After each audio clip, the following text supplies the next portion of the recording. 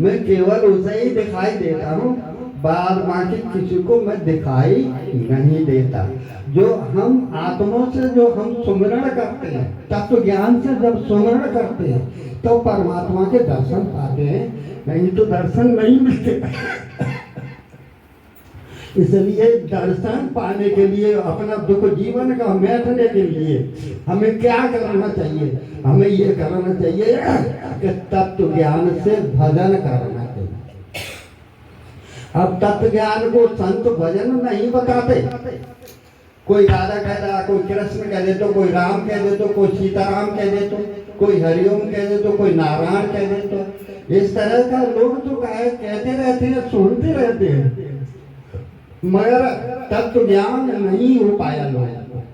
क्योंकि तत्व ज्ञान की क्रिया जानी नहीं। वेद पढ़ लिए, शास्त्र पढ़ लिए, और ये वेद शास्त्र का कोई ज्ञान नहीं, ये तो आत्म ज्ञान है। किसी को दे तो कुपड़ को भी हो सकता है।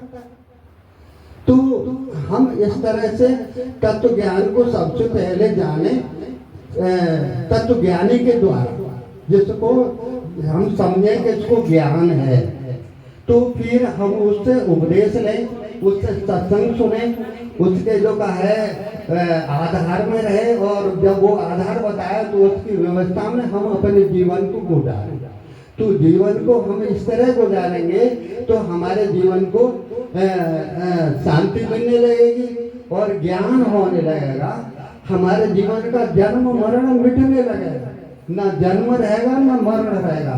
जन्म मरण हमारे शरीर में है, मगर हमारी आत्मा में जन्म मरण नहीं है। मगर अब हम जन्म मरण को मान बैठे हैं, कैसे कि हमें आत्मा सुख मालूम नहीं है क्या है। ये तन विष की बेलरी, गुड़ अमृत की खान, और शीश गए जो फल मिले तो भी सस्ता जान। यानी हमारे सुमरण में अगर अमृत नहीं आया तो हम सुमरण नहीं कर पाए। हमारे सुमरण में सुख नहीं हमारे जीवन को मिल रहा तो हम सुमरण नहीं कर पाए।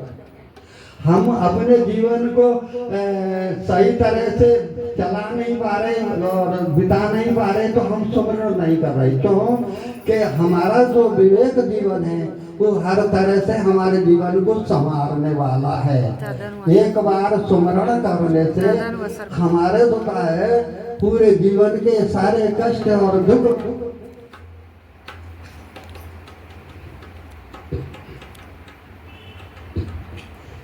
मिट जाती है। अब तत्व ज्ञान क्या है?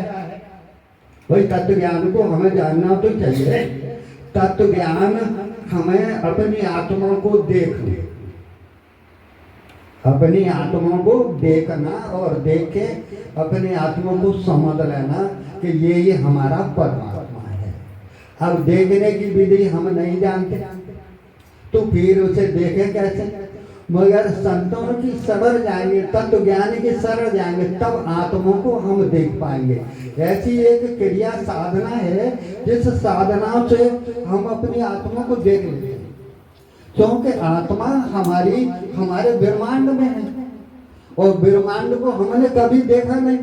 राधे राधे सीताराम हरिओम नारायण कहते रहे मगर ब्रह्मांड को नहीं देखा। क्योंकि जीवात्मा तो ब्रह्मांड में तो है, पूरे शरीर में व्यापक जरूर है, मगर इनका जो रहने की स्थिति है वो ब्रह्मांड में है। तो हम ब्रह्मांड में जरूर देखें और ब्रह्मांड को देख करके अपनी आत्मा को पहचानें। क्योंकि देखो ये ज्ञान ढका हुआ है, ज्ञान हमारा आत्मा तत्व ढका हुआ है, इसलिए इस आत्मा तत्व को हम देख नहीं पाते। भाई कोई चीज ढकी है तो हम कैसे देख लेंगे? तो ये जैसे धुआं के द्वारा अग्नि, जेर के द्वारा गर्भ, वैसे ही इस काम के द्वारा ज्ञान ढका हुआ है। जब तक हमारा ये काम शत्रु नहीं मरेगा तब तक हम अपने चेतन स्वरूप को नहीं जान पाएंगे। इसे अंधकार कहते हैं। हमारे जीवन में अंधकार फैलाए बैठा है, हमारे जीवन को झुकाए दुखी करे बैठा है, मगर हम इससे सुख मान बैठे, वासनाओं से सुख माने बैठे हैं। तो अब इससे हमने दुख से सुख माने लिया तो हमें सुख होगा कैसे? नहीं होगा। हम इसको दुख समझें और दुख समझ के इसको मारने की कोशिश करें, मारने की ऐसी कोशिश करें कि पहले तो मन के स्वभाव में लामे, मन को समझाने चाहो कि मन ही हमारे अंदर बहुत विचित्र माया है। मन है हमारे को, अपने को तत्व ज्ञान को नहीं जानने देता, हर वक्त वासनाओं में कूद पड़ता है, वासना के दुख को हमें लपेट देता है। तो मन हमारा कैसे हमें परेशान करता है? परेशान मन ऐसे करता है कि पहले हम ही तो सोचते हैं, मन बाद में करता है। भाई किसी चीज को हमने सोचा तभी तो मन करेगा, हम नहीं सोचा तो फिर मन नहीं करेगा।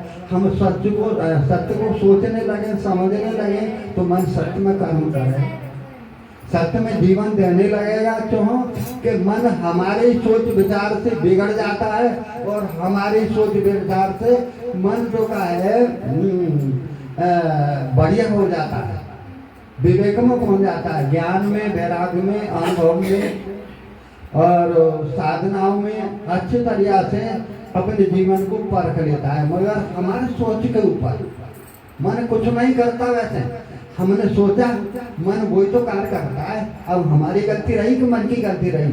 मगर हम मन की गलती मान लेते हैं कि मन गलती कर रहा है। भाई गलती तो तुम कर रहे हो, तुम्हारे चेतन स्वरूप में तुम्हें बोध नहीं अपना, इसलिए मन के भाव की बात सोच रहे हैं, इसलिए मन हमारा जी चाहे